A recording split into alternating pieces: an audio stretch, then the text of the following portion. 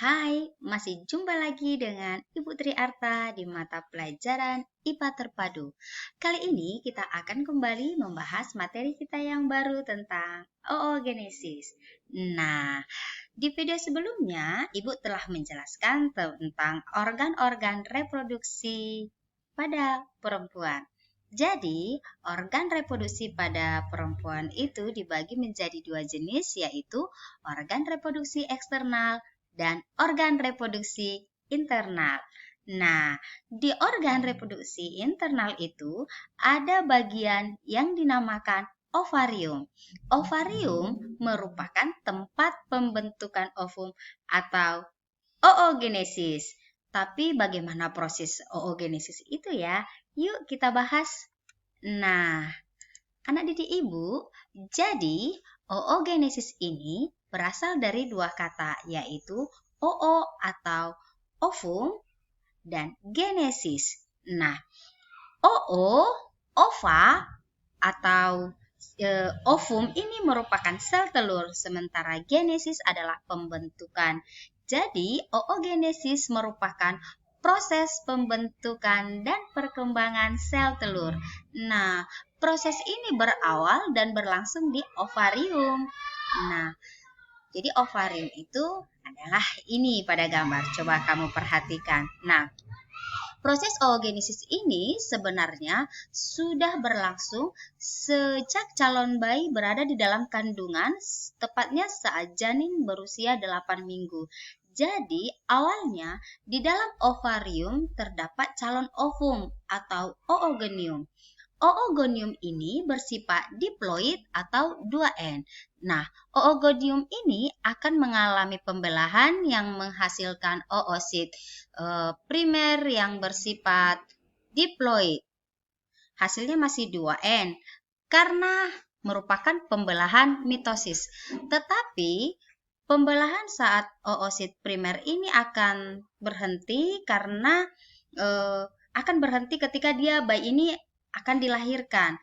Jadi ketika bayi ini akan dilahirkan, setelah dilahirkan dia akan sudah memiliki kurang lebih 1 juta oosit primer. Oosit primer ini dilindungi oleh sebuah badan yang disebut dengan folikel.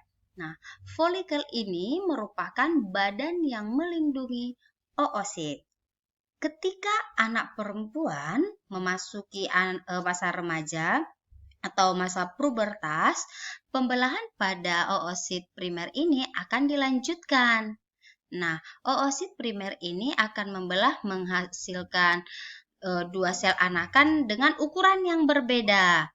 Nah, sel anakan yang berukuran besar disebut dengan oosit sekunder dan yang kecil disebut badan polar primer atau badan kutub primer.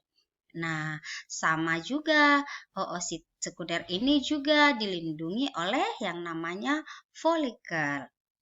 Jadi, ingat ya, oosit ini dilindungi oleh folikel. Nah, lalu coba kalian perhatikan lagi. Folikel tadi akan mengalami perkembangan sampai matang. Nah, proses perkembangan folikel ini disebut dengan ovulasi. Ovulasi ini merupakan proses keluarnya oosit sekunder dari folikel ovarium. Ingat ya. Nah, oosit sekunder dan primer ini akan mengalami pembelahan lagi. Nah, sel yang besar ini disebut dengan ootit, sementara sel yang kecil ini dinamakan dengan badan polar atau badan kutub sekunder. Itu dengan proses meiosis 2. Ingat ya. Oke, ootit hasil pembelahan tadi dari oosit sekunder akan mengalami perkembangan menjadi ovum. Nah, kalau kita lihat di sini ovum ini ukurannya lebih besar, sementara badan kutub-kutub ini ukurannya lebih kecil.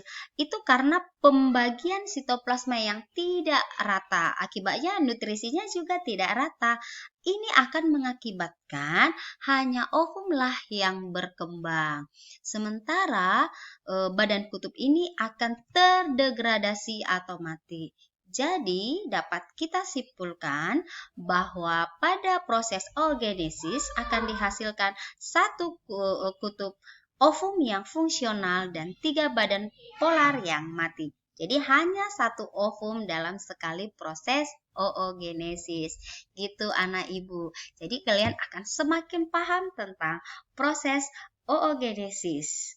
Oke, selanjutnya kita akan lanjutkan dengan video berikutnya ya.